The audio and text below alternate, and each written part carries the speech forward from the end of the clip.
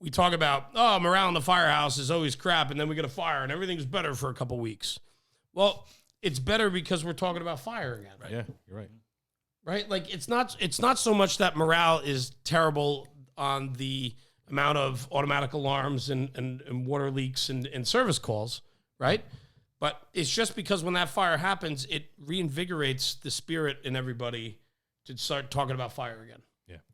And the challenge is the engagement. The challenge is on the everyday when we are chasing the bullshit calls in between going to fires, right? Whether fires are up or down, we still have a job to do. And fires seem to make things easier for all of us. But I think fire is the medium that creates the conversation. Some kids I could give two shits about if they do it or not because they're not in it for the right reasons or they don't have that drive and desire and passion or want to be able to do it the way the other kid does. And so we'll boost up the ones that are like-minded, right? We want to support everyone, but ultimately at the end of the day, we want our own. We want guys that want to work. We want guys that get it. We want guys that understand all the other stuff, right? If the fires are just the bonus, then you have to fall in line, comply, and understand the rest of the job.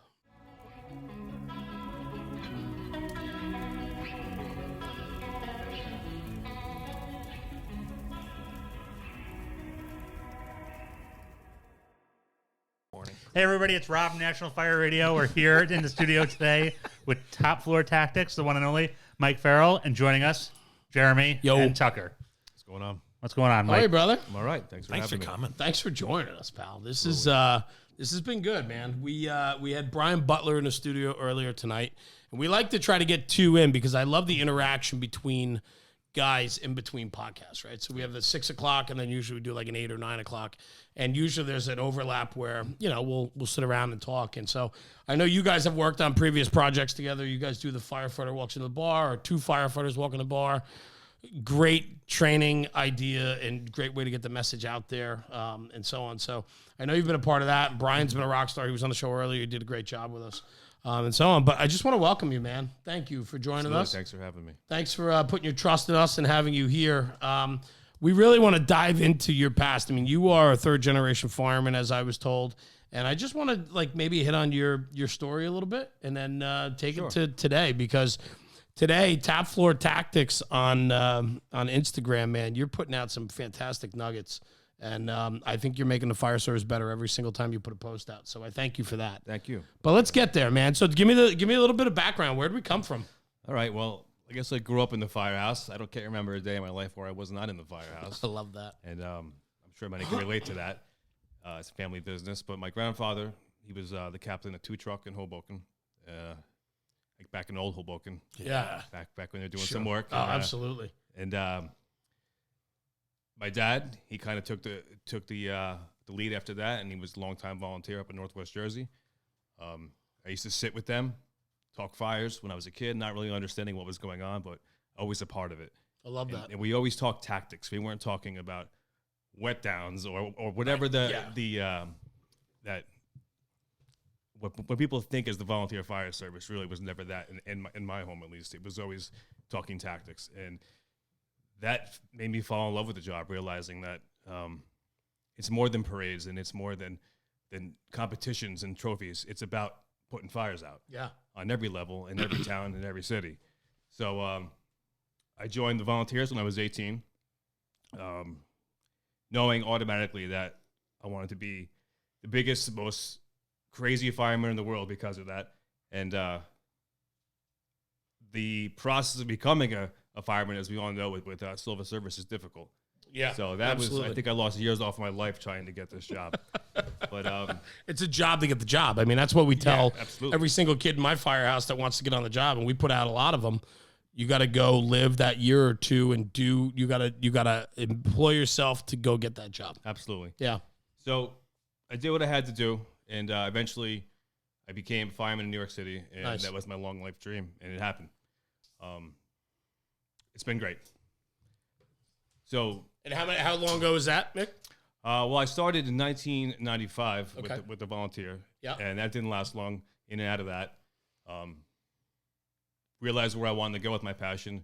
just picked up my life and moved to New York City Yeah. and was bartending and doing that type of thing until the dream came true. Nice. And then I've been there for almost 19 years in the city and still going. Yeah. Yeah. Awesome. So, I mean, fast forward, right? So all these years there, and then here you are today sitting in our studio. And the reason why you're here, I mean, you know, there's so many great firefighters all over this country, and it's going to be impossible to meet them all and learn everybody's story. I hope we can, but it's impossible, right?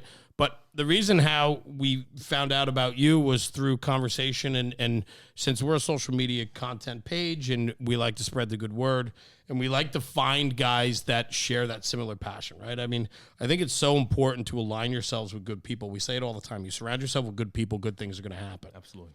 And this fire service, this job, if you will, volunteer career, there's good and there's bad. And I like to surround myself with the good. And you're certainly in that circle. And we had a fantastic conversation. We bumped into each other at a Fireman Walks into the Bar seminar. Yes. Seminar, I don't know, whatever you want to call it. Gig. Event. And no Beetlejuice there. That's sidebar. We'll talk about that later. But whatchamacallit? But we ended up having a fantastic conversation, and I really just settled in with the fact that, like, this is a guy that I'd love to just, you know, do a beer with and catch a conversation and learn about you and so on. But you started an Instagram page that I think is highly regarded by a lot of people that get it. And it's called Top Floor Tactics on Instagram. And I think before we went on camera, we started talking about that a little bit. And I said, how much time goes into your post? How much time goes into, you know, what you're doing? Because you're putting out a lot of information based on your experience, your knowledge, your tactics, and so on. And I think you bring in a tremendous value. I mean, maybe you can hit on that a little bit. Like, how did you get there? How did you decide that you wanted to start a page to start educating others based on your experiences? Sure. Yeah. Good question. Well, you and I did speak. Yeah. And so I've had a tremendous career, and I've met the best firemen in the world. And not only best firemen, but the best guys in the world, really. And every firehouse is great no matter where you go. And but honestly, I kind of hit a lull. I hit 15 years in the job, living my dream. Still, like, this is the best job in the world, but I hit a lull. I think it happens to the best of them. And I admit, I was at a low point in my career where I was thinking about just, all right, let me get out of this. 5 more years and I'm done. I'm out of here.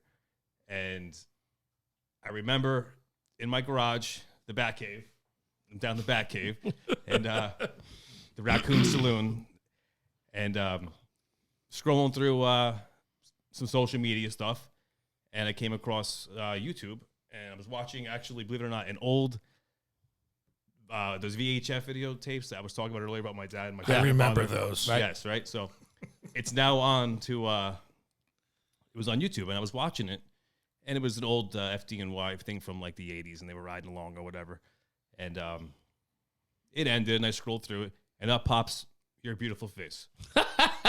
And I'm like, who is this clown? Yeah, right, exactly. National Fire Radio. My what wife is says this? every day, absolutely, who's this clown? I'm like, what is National Fire Radio? So I click on it, and it was actually, I think it was the Bobby Eckert episode. And I'm like, this seems pretty good. This guy seems good. What is all this, you know? So then I started watching all of them. I said, there's a whole little world out there I didn't know existed. And I think maybe that was my low point in the career was that. Watching us? No. Yeah, that was good. Thank you, Tucker. No, but That's what they pay me big bucks for. but the low point that I hit where I felt like I grew up like punk rock, skateboarding, band torn all over, like living the rock star party life. You know, that's what I was doing. That's what I wanted to do. But I always wanted to be a fireman. That was always here. You know, the music thing was just kind of for fun, but that lifestyle was amazing. And to find it in the fire service, which it totally blew my mind, because I saw Bobby's act, and Bobby does have a good act, and he's in there going crazy. And I'm like, this is pretty good stuff. So I put National Fire Radio on Instagram. Never followed a fire department Instagram account or Facebook ever until I found you guys about a year ago. That's wild. And put that on, and then you start seeing, and then all the feeds start happening. And then I find Firefighter Proving Grounds. Right. It was tremendous. Yep. Tremendous. So that leads to the first two ones I followed. And then I find out there's this whole subculture of the society of firefighting that I'm like, I can be a part of this, man. I can really get into this. I like that. And over the years, I was keeping notes always. So when you're a young fireman, we used to keep these probing notebooks. I love that. Talk about that. Yeah, but they they come and go, and the kids that aren't into the job, they just copy the other guy's notes, right? But the ones that love the job, they actually put content into it. I kept mine going for 19 years, and I still keep it going. Wow. And that's where a lot of these posts come from. So you say how long the posts take. They take a tremendous time. It's taken 19 years. Absolutely. I love that, man. But when I actually sit down to write one, I put probably at least 2 weeks into it because I want to make sure it's right. And I want to research it in the sense where research it from past experiences. And if something that I'm not positive, I reach out to the right guys to make sure it's right. Because I don't want it ever to come back that something was wrong or I misspoke something. Because when you're talking tactics, it's the real deal. Like, I love it. There's no fluff on my page. So that's why I think it took a long time for me. Not a long time, but it was kind of slower for me to get the followers or whatever it is to get out there. Because I'm talking true tactics. So there's no fluff. And I think that's what makes my Instagram a little bit different than the others, you know? Well, don't construe followers as a judge of how good you are or how great your page is, because I can tell you this, you know, it's all about engagement. And when you throw up one of your posts, man, like you can tell it's well thought out, it's articulate, it's to the point, and it's really doing a service for the fire service. And when you look at engagement, that's what's most important, man. It's all about the engagement. It's all about what people are taking from that, how many shares, how many people are just jumping on board and wanting to talk about it. When you have a page or content that fires people up, that makes them want to talk about the job in a good light, you're doing the right thing. Yeah. I mean, that's what it is, right? Yeah. I mean, ultimately. And I think it's great. I think, you know, I love the fact that you keep a journal. I just started keeping one when I started National Fire Radio. I never, ever thought I would do something like that in my life. I don't like to read. I'm an audiobook guy. If I ever have to read, I'm an audiobook guy and so on. And it's just not who I am. I don't learn that way and so on. But the journal, man, I learned that from watching people and understanding, you know, guys that carry these little books with them and they just write a note every once in a while or some thoughts. And I started doing that. And I'll tell you, I flip back to it and I look at it and I go, man, there's some good nuggets in here, you know? Yeah. Things I like to talk about. I used to do these like simple Sunday night review videos and so on. And it really just came down to things that were on my mind that I wanted to talk about. But you forget those things, you know? So that journal's great. Rob, when we were in Texas. Oh, yeah, I was just going to say the guy from Texas with the notebook. It was a young kid there. He's probably on a job for what, less than a year? If that. And he said part of coming out of the probate class was to keep a journal. And he sat there, and it was so cool to watch him because after he got done with the hands-on training, he sat down at lunch, he opened his journal, and just jotted down some notes, you know? After Ray McCormick gave his class, he sat there and he just jotted down a few notes. And it was just refreshing to see. And there was a point out on the training ground, and I think it was Rich Stack and Mike Dugan, and he said, "Hold on, I got to write that down real quick. I have this book." And Richie was like, "What?" And and Mike was like, "Yeah, I wish I kept a book for my whole career." And it was just funny to watch because everybody else is like, he's writing something down. But then like these two rock stars of the industry to be like, "That's awesome," and they were like, "Yeah, go take a minute and write it down," and then all right, I got it. I'm sorry. And they were like, "You don't need to apologize for that." And I just thought that was such a cool. I agree. A cool thing to watch. Same thing, right? You know? I mean, it's the same thing. Is so much happens, right? I mean, for being a city fireman, right? I don't care what city you're in. You have a lot of exposure and experiences, right? And I think it's cool to value each one and give it the attention it deserves. So that's cool, man. So what else you got cooking? I mean, you're doing some of these fireman walks into a bar conversations with Brian Butler, right? To start getting the message out there a little bit. You want to hit on some of that? Yeah, Brian's tremendous with his information. He's one of the smartest guys I've ever met. And I mean that, I really do. Not just sitting in the room right here. No, I do mean that. I mean, he goes from vacants to trains to rails to submarine fires. He does them all. Wow. Submarine. I want to hear that one. I like it. But they hit it hard from the yard tactic on that one. It's great. Yeah. But for some reason, Brian allowed me to kind of ride his coattails into this not industry, but into the scene of speaking. And I was never really a speaker. I'm still not. I'm more into writing and in like literature, that side of the psychological side of the job, maybe if you want to call it. But I feel like there's a huge disconnect in the entire service where not everyone gets to go to that all-star busy firehouse or that volunteer house that has the senior guys that are sitting on the bumper, or the Sunday mornings like we talked earlier. Yeah. That doesn't exist anymore. Yeah. It's good. I guess in the good places it does, but not everyone has the opportunity. And with that, these kids that are coming out of the academy now, there's a huge disconnection between the fire academy and what you learned, because of course instructors are governed to teach a certain way. And that's, you have to check the boxes, and I understand that. But that gray area where the disconnection is from there to the fire floor. And there's a lot to be said between the fire academy and the fire floor. As simple things as ladder angles, fly in, fly out, how to cut a roof. They teach you how to start a saw, right?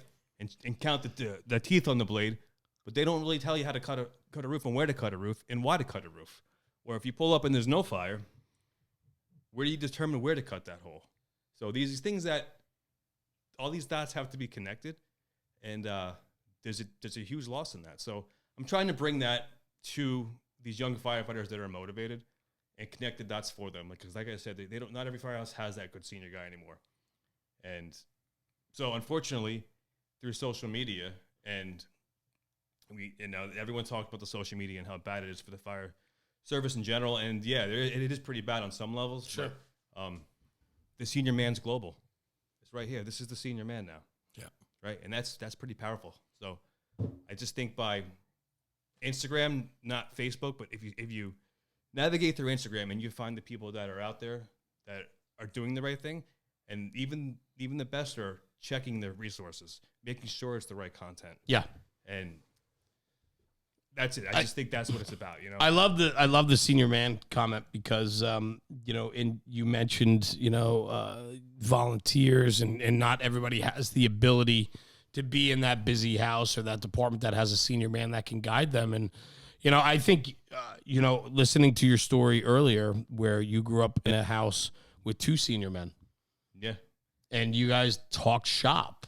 It wasn't fluff. It was, you talked tactics, you talked firefighting. And I think a lot of that's missing these days. I don't think a lot of kids have that influence like maybe you had. And so, and you went through it, right? You went from the volunteer ranks to a career department, and, seeing the differences and seeing that, I'm in a slower department here. Now I'm in a busy urban department here, and the disconnect between the two, but how do we bridge that gap? Exactly, right? Yeah. Yeah, I mean, I think that's powerful. I think it's super powerful. And I love the fact that you mentioned that you didn't know this whole other world existed. Yeah, it changed my life. It really did. I take it for granted. I mean, I'm a volunteer fireman. I love talking about firefighting. It's passion. Should have been a career guy. Had the opportunity. Didn't do it. It's okay. I had other things going on in my world, right? But I still have this incredible passion for the fire service, and I always will. I just love it. I love talking shop. I love talking, tactics. I love, we talked about it earlier, just going to fires. Who doesn't love going to fires? And so there's all of that. And I think that there's so much talent out there that could be able to spread their message and, talk to this new generation or the next generation or the generation after them. Because once you put this content out, top floor tactics isn't going anywhere. It will be there forever.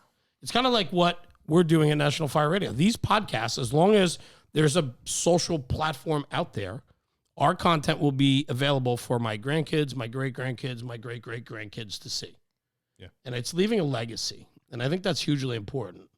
So, yeah, and that's a big part when I did find this underground world that existed. I think that's what was holding me back.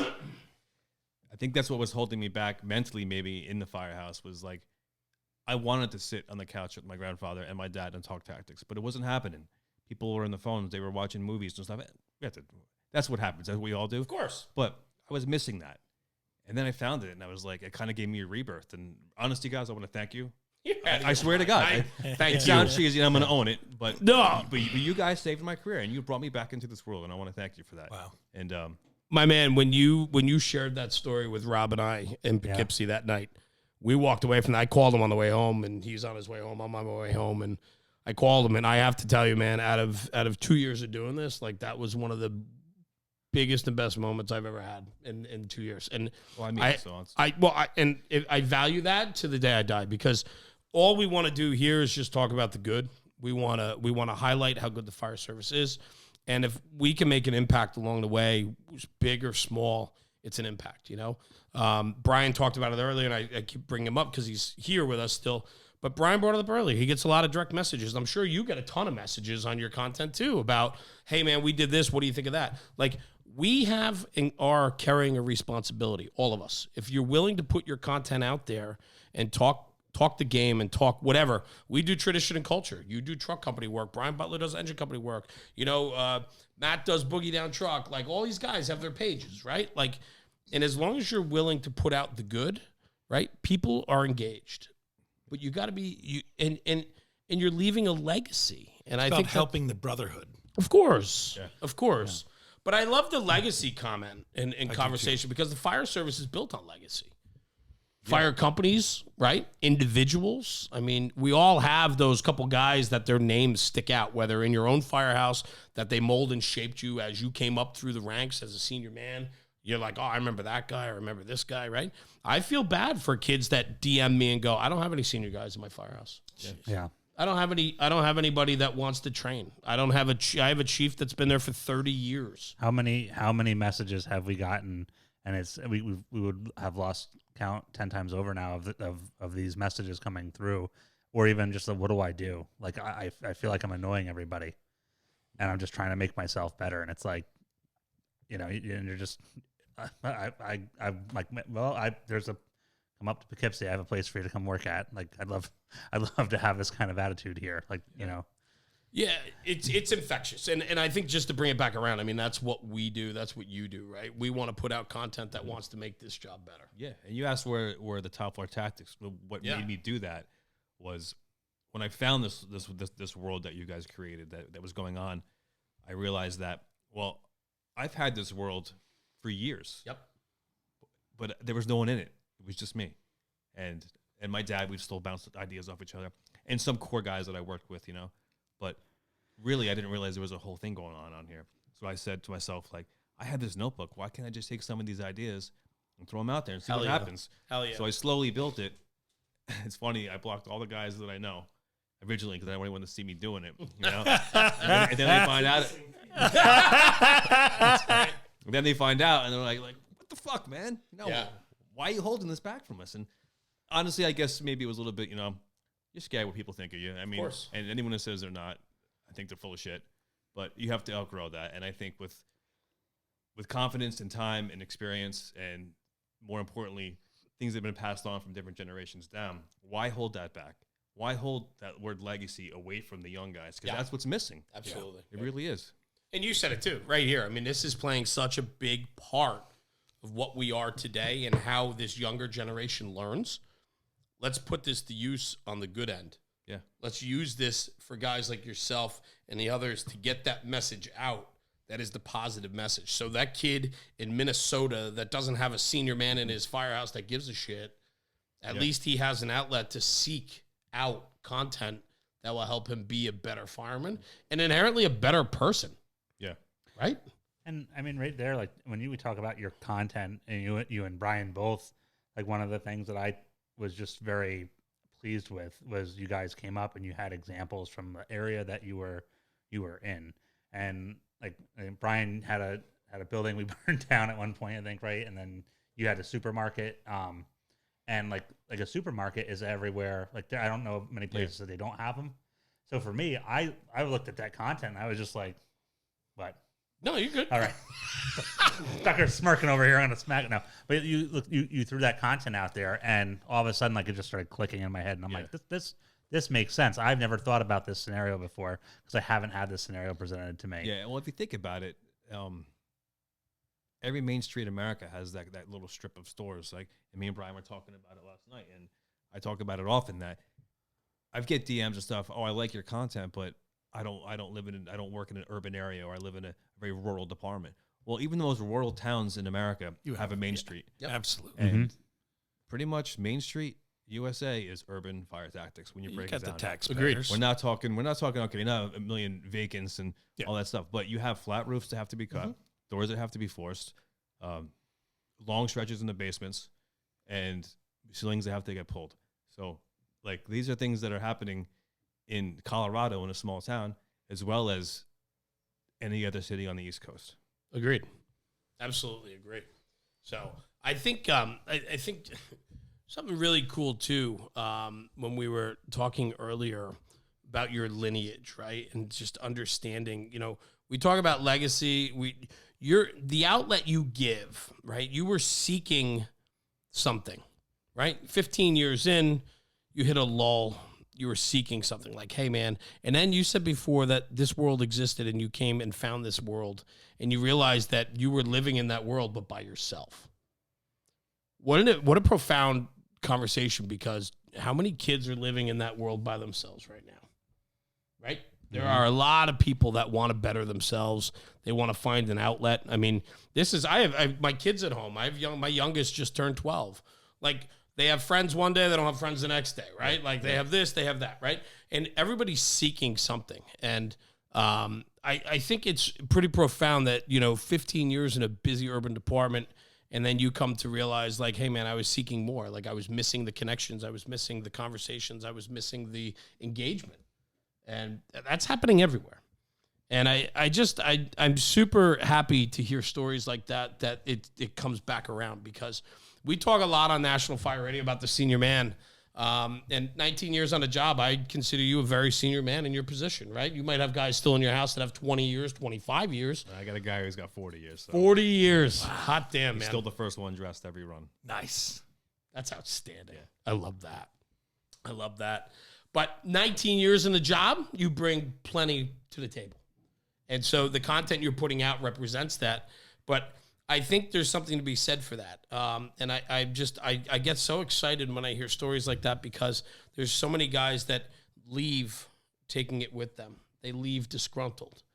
They leave not into the job. Like when you walk into the firehouse on the first day, you said you wanted to be a fireman, and you were there because you wanted to be.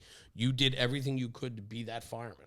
And then you get there, and then after all those years, you're going to leave not in the same position, not in the same, I mean, for me, that's a struggle. I have a hard time. I hate those conversations, and I don't care if it's career or volunteer, man. People are leaving this business and taking everything with them, leaving nothing behind, and leaving disgruntled. And I think I've said it before. When we went up to West Point, there was a guy that has been retired for maybe 10 years that came in and showed us all kinds of pictures. And they say he's around the firehouse all the time. Right. This is fantastic. Yeah. That's what should be happening all over the place. Alumni should be coming back and should, hey, remember when let me pull out a picture. This was an awesome fire, and here's how we did it. And people learn from that. Yeah. And that's what a lot of that's missing. And it disappears when the guy's retired. The argument now people are saying is that the workload is down. But there was a great podcast I heard, Old School, a chief from my department, a retired guy, John Salker, you can say his name. Sure. And Rick Lasky, right? Great podcast. But I just listened to one the other day, and they were talking about that spike in the 70s and how that gets factored in now to the workload, when in reality we're probably doing more work than we are now if you take that out of the equation, right? So if you take the workload from forever without that spike in the Warriors, then we're probably doing more work now. So I think that whole argument that the work's down, so morale's down, I don't really buy into that, really. I don't know. Well, and I mean, we've talked to people who do live-in programs, and they're not busy departments, but they have a culture, and it's what makes the live-in program successful in these firehouses, is they have the kids motivated. They're talking about fire. It's like that whole, is there fire in your life? But they're actually inserting it, making it a priority. Yeah. And they're not doing more than 200 calls a year, but yet they have a successful college live-in program, and the guys want to be there, and they're, 100% into that department, as they're going to school, whatever else, so like going along those lines, like I can't say that, like, hey, like, fires are down, so morale's down. I think it's about the culture, that leadership, and we all kind of work together. And we've talked about that before with some places in Texas that I think it was either Texas or Colorado, where they have brand new firehouses and there's no culture. And you have to build that, and they have to find that someplace. And there's nothing there yet. Yeah. Oh, you're right. Yeah. Go ahead, Rob, because I have some deep thoughts going on about this topic and playing with it in my head. But I mean, where I was thinking of going, I mean, you guys went in two different directions, and I like that. I mean, culture is so hugely important to the everyday, right? I mean, we want to surround ourselves with the people we want to be with. We want to go to fires that are with people that are like-minded and want to go to fires. We talk about, morale in the firehouse is always crap, and then we get a fire and everything's better for a couple weeks. Well, it's better because we're talking about fire again. Right? Yeah, you're right. Right? Like it's not so much that morale is terrible on the amount of automatic alarms and water leaks and service calls, right? But it's just because when that fire happens, it reinvigorates the spirit in everybody to start talking about fire again. Yeah. And the challenge is the engagement. The challenge is on the everyday when we are chasing the bullshit calls in between going to fires, right? Whether fires are up or down, we still have a job to do. And fires seem to make things easier for all of us. But I think fire is the medium that creates the conversation. And I think part of what we need to do is ensure that we're provoking conversation, which goes back, Mickey, to what you hit on before about trying to fill that void of finding conversation. Yeah. It's as simple as like the football team, right? They practice every day for the game, right? The big game. But then when Sunday comes, there's no game. So how long are you really going to stay motivated to go to practice when you know Sunday, big game's coming, game's canceled again? Right. So like you said, the conversation, cooking together, prepping the meal together, talking about life, family, jokes. That's what the job really is. The fire is just a bonus. The brotherhood is actually the job. I like that. Yeah, that's good. Yeah, absolutely. Well, it's accurate. It's accurate, I mean, the reason why I enjoy it, I enjoy watching others succeed. I enjoy boosting others up. I enjoy watching this kid grow, mature, and become a good fireman. I like putting that kid on the nozzle for his first time and being there to watch that. I mean, those are great experiences, right? And as a guy that's been doing it a little while now, I truly cherish those moments. Some kids I could give two shits about if they do it or not because they're not in it for the right reasons or they don't have that drive and desire and passion or want to be able to do it the way the other kid does. And so we'll boost up the ones that are like-minded, right? We want to support everyone, but ultimately at the end of the day, we want our own. We want guys that want to work. We want guys that get it. We want guys that understand all the other stuff, right? If the fires are just the bonus, then you have to fall in line, comply, and understand the rest of the job. Yep. More importantly, you have to learn to love the job. Yeah. And then the fires become bonus. If not, then you're And chasing something it's that you whole can't find. firehouse culture. It's the whole thing. It's not just going to the big game or playing in the big game. Yeah. It's the whole deal. Was that easy for you? I mean, being a third-generation fireman, right? It's kind of like instilled. I have generational firemen before me, right? I grew up in a fireman's house, right? I mean, that's all I knew. That's all I know. My kids, this is all they know. That's all I know, yeah.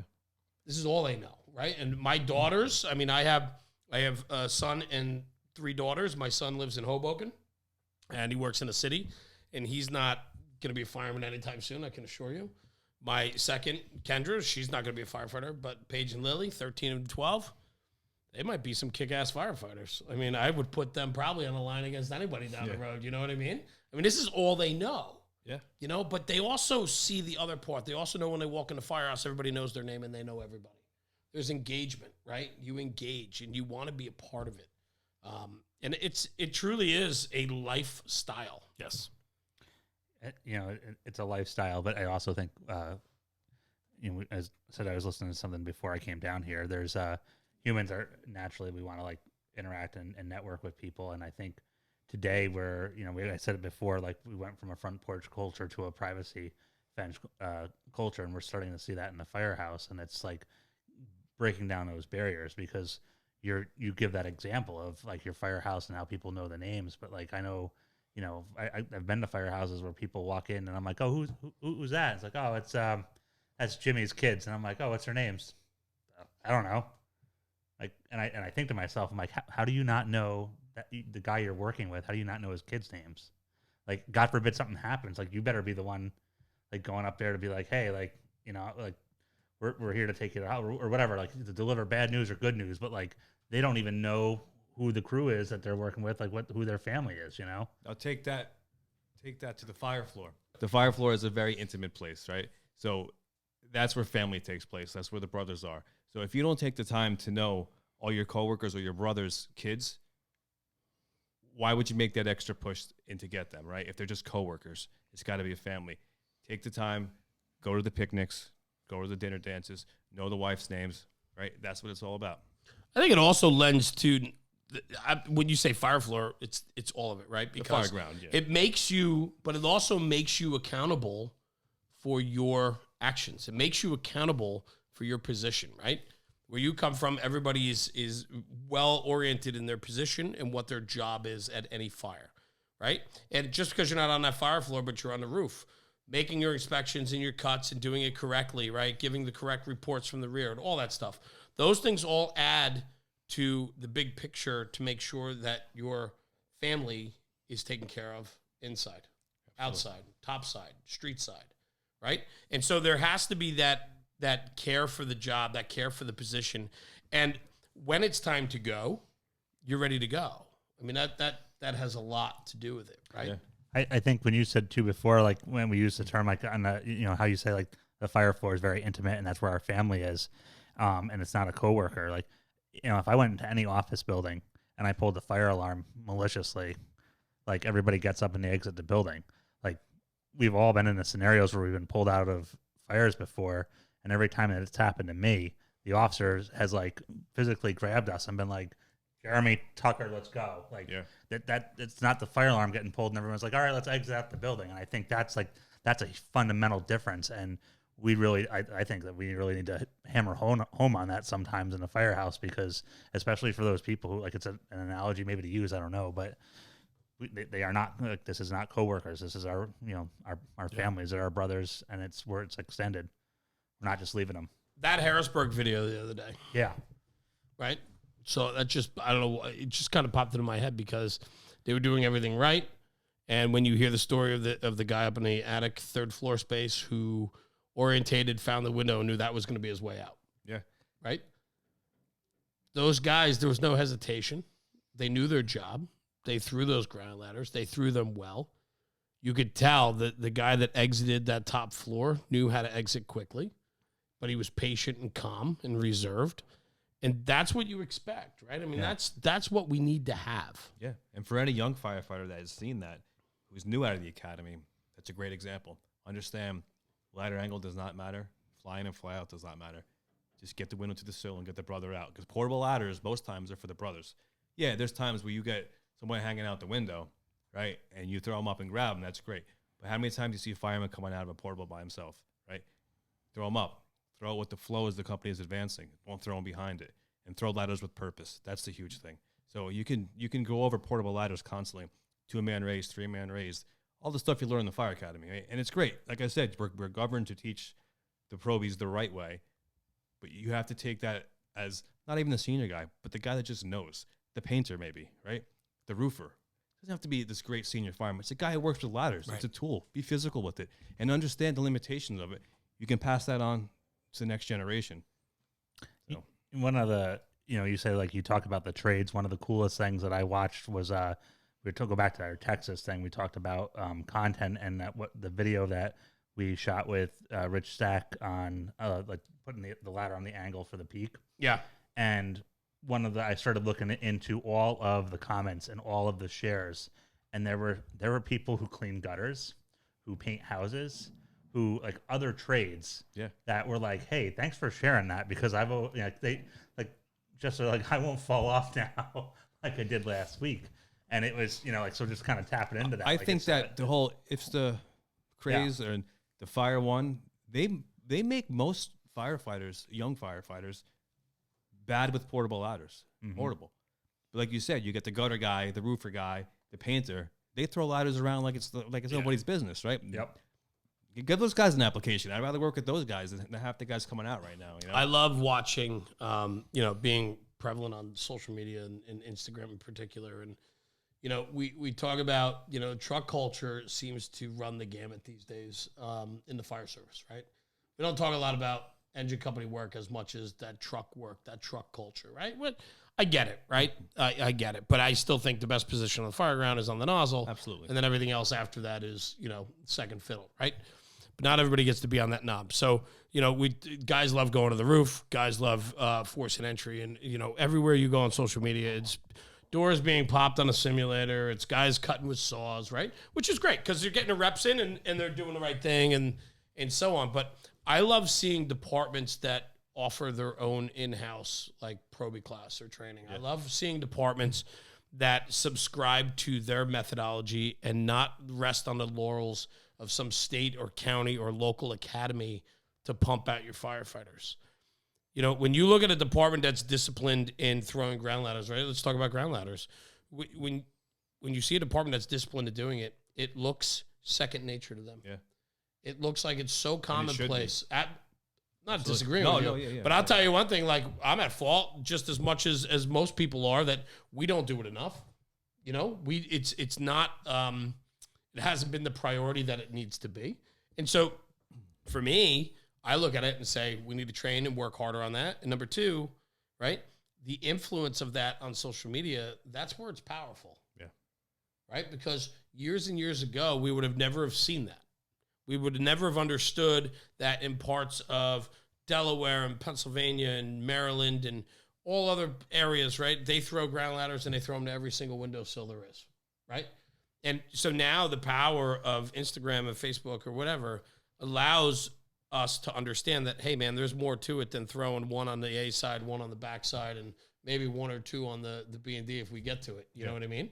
And that was par for the course for a very long time and still is in a lot of areas, So I think that's a big growth area too, and taking advantage of social and the influences that it can have.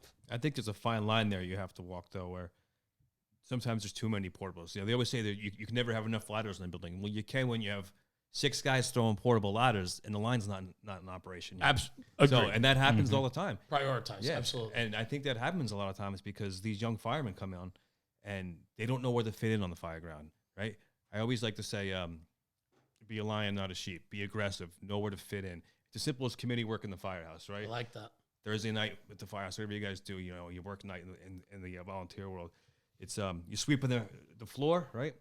Instead of grabbing the broom and sweeping next to the guy, go get the mop bucket. Yep. Right? Be one step ahead of him. That's going to make you a great fireman, knowing where to fit in. A good fireman, you put a lot of fires out, pull a lot of steel on sports order. Yeah, I'm a good fireman. But being a great fireman knows where to fit in on the fire ground, what the next step is going to be. Arriving there, second, third dude truck, and seeing what's going on and saying, okay, this is done, but that was missed. Let me get that. Not just going up there and saying, oh, that guy's cutting a hole. He's having trouble. I'm going to start my own hole. Help the guy cut the hole. Yeah. That's a great fireman. Mick, how do we teach initiative? How do we instill, that's one of my struggles that I find, right? Is that, and I think it stems from societal things today, and then it just snowballs into the firehouse, right? Because, I look at my own kids and how they act on certain things, and I have great children and polite, please and thank you kids and so on. And they're not brats by any means. They're just fantastic kids. But some of their reasoning skills and common sense things, I look at them and I go, where are you coming from on this? Yeah. Right? And then take that to the fire ground. We teach the basics, right? We check like you said, check the boxes, right? Then we get them in-house. We give them a little bit of our own tutelage. But it takes time and experience to train them to be able to take initiative. My concern is how do we competently teach initiative? And I ask a lot of people that conversation because firefighting inherently is all about initiative, right? We give you the tools and we give you the training, but now you, in your own mindset, have to know when to apply both. I don't think it's something you can teach. I think it's hard, something. right? I think it's something that's either inside you or it's not. I don't think agree. everyone can be a fireman. I think this is a unique thing we have, and everybody wants to be a fireman. Dude, right? You totally hit it out of the park. I agree with that 100%. Yeah, I have the same, very, very same reasoning. Same reason why there's awesome firemen, great firemen, good firemen, and then there's just mediocre. Yeah.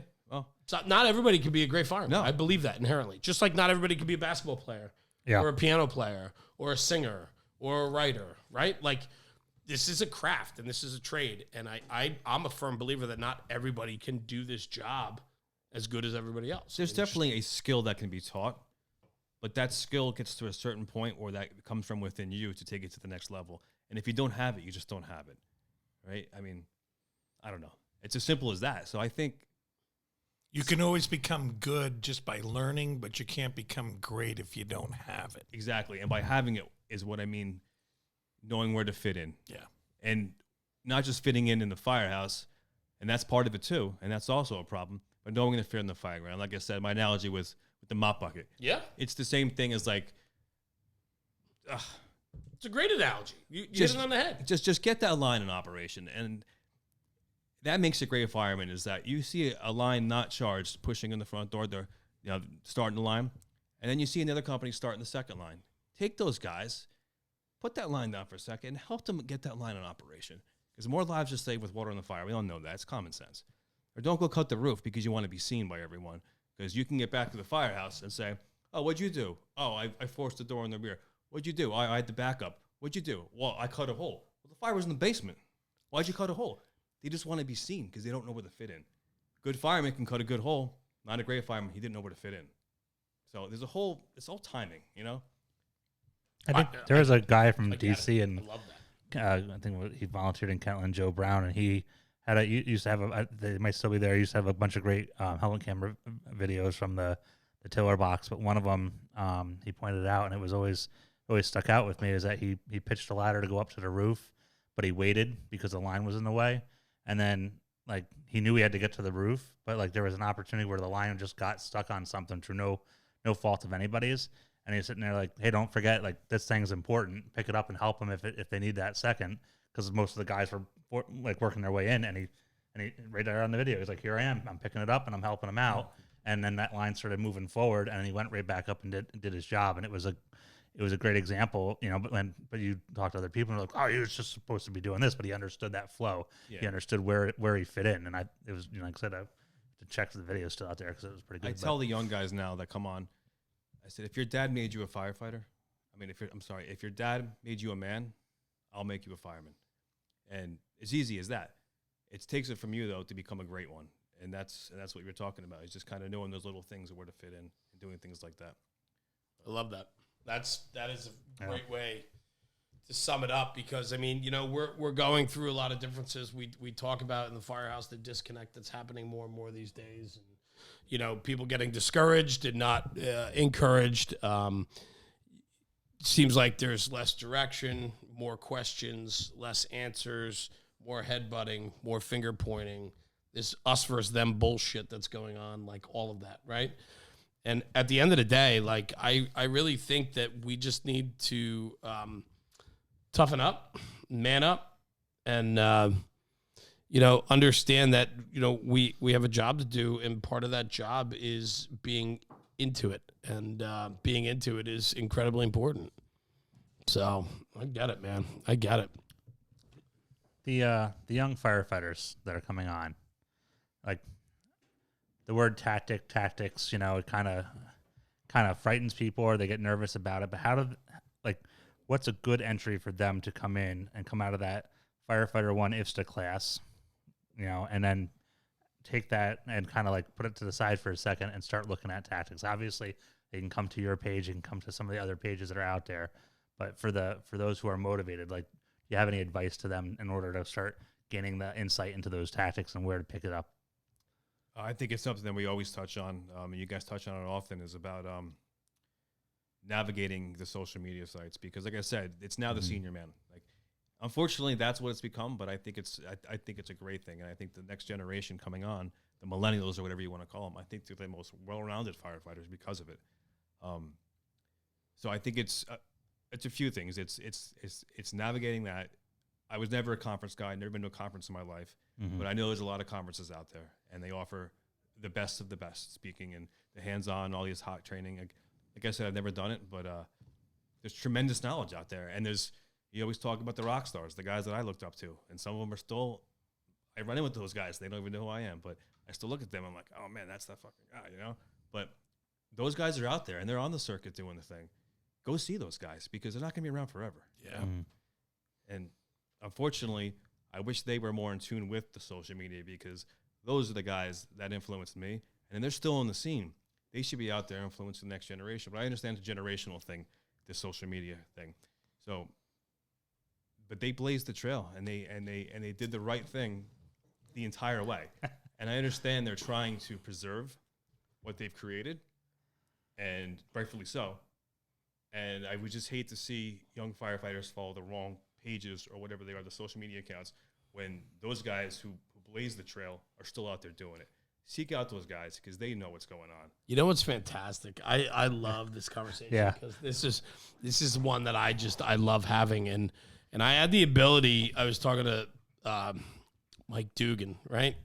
Retired 123 truck. I mean, just big guy, you know, good reputation, right? Loves the fire service. No bullshit. And it's awesome. And I said, you're part of the OG. You're the guys that then I said, do you know what that means? And you know, I had to explain what original gangster means, but I said, you're the OG, right? I said, when I was growing up and I read Fire Engineering cover to cover 4 times a month, right? I read that magazine cover to cover and then saved it, right? In case I ever wanted to go back and read something, right? But I said, you were the guys that blazed the trail for me, that made me want to be you. Yeah. And I said, we need to get your message out there. And you know what he said to me? He goes, we're not the OG. The OG came before me. Yeah. There were guys and senior men in my firehouse that were bigger, better, and always will be better than me. And he goes, and we learned from them. And so it's a generational thing, right?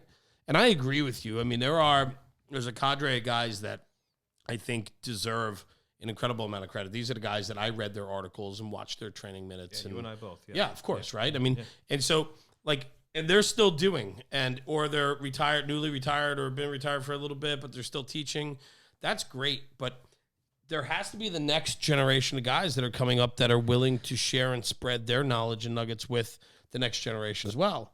And sitting here tonight, like, I like to think that we're finding them as we go, because it's really hard for most people to comprehend the impact they have on the fire service.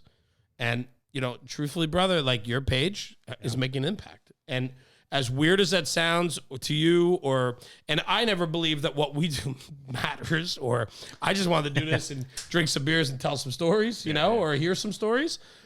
But then all of a sudden we had this reality check of like, hey man, like, people actually are listening, and people actually value what you have to say and the people that you have on.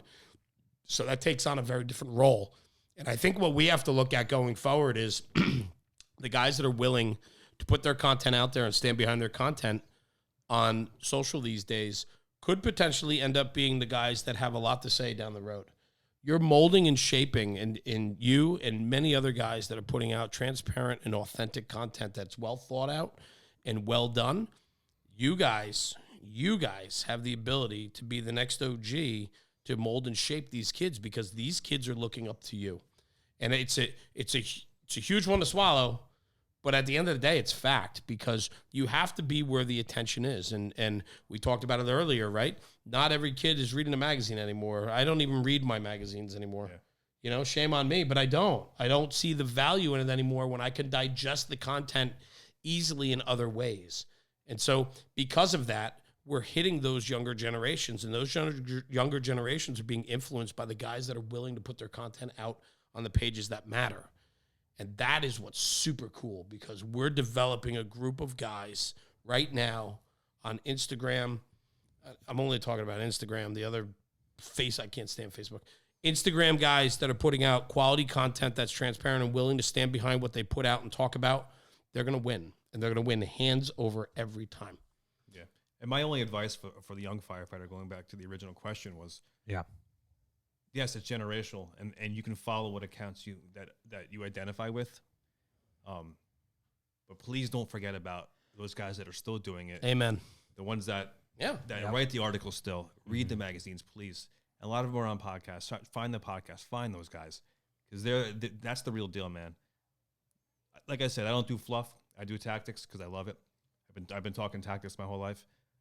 But those guys, that's the real deal. So, I get it. And I agree. But please understand too that what you're bringing is a valued service to the industry as well. Thank you. And don't downplay it, because you have the ability to educate, and you have the ability through your experiences, knowledge of learning from the generation before you to now putting it out to the generation after you, you bring tremendous value as well. You're the next step. Yeah. So please don't. I know it's like I said, I get it, but there is value in that, and people look up to that. So, and with that, man, you know, keep plugging away. I love the content. I love the thought that you put behind it. I was just scrolling while you were talking before. I was just scrolling through your page, just looking at some of the stuff, and it's just it's well thought out and it's well done. And bravo, brother, because you're putting out and you're really doing a service for the fire service, and to find your way back in to want to get active and find that passion again. It's awesome, man. Thank you. Killing it, bro. Thanks, man. It's good stuff. It's a home run. So, There's that word. I'm still on my shit, man. I just All right. Don't you have your own word? So listen, Mick, what didn't we hit? Did we miss anything? We good here? Because like this has been, I mean, this has been fantastic, brother. It's been fantastic, and I know it's not the easiest thing to come on here and just talk into a microphone. I mean, I just don't shut up, but you know, there's some guys that you know they have a lot to say, but they bring a lot with them. And you're one of those guys, man. I was so excited to have you in tonight. So it's great, man. To be here. Thank yeah, you. Thanks, good. man. And thank you for sharing your story tonight too, because it means the world to us. And like I said, it was one of those moments that I had. And I know, Rob, you felt the same way when we talked about it. Yeah, when you told me, I was just kind of amazed. It really was. So, you know. Need it, so thanks, guys. Really. Thanks, pal. I appreciate it. Right. So, listen, let's get out of here, man. Let's do a couple cold ones and enjoy the rest of the night. Guys, for Jeremy and Rob and Tucker and our guest, Mickey Farrell, thanks, brother. Yeah, thanks for being here tonight. It was awesome. Good. Have a good night, everybody. Be safe.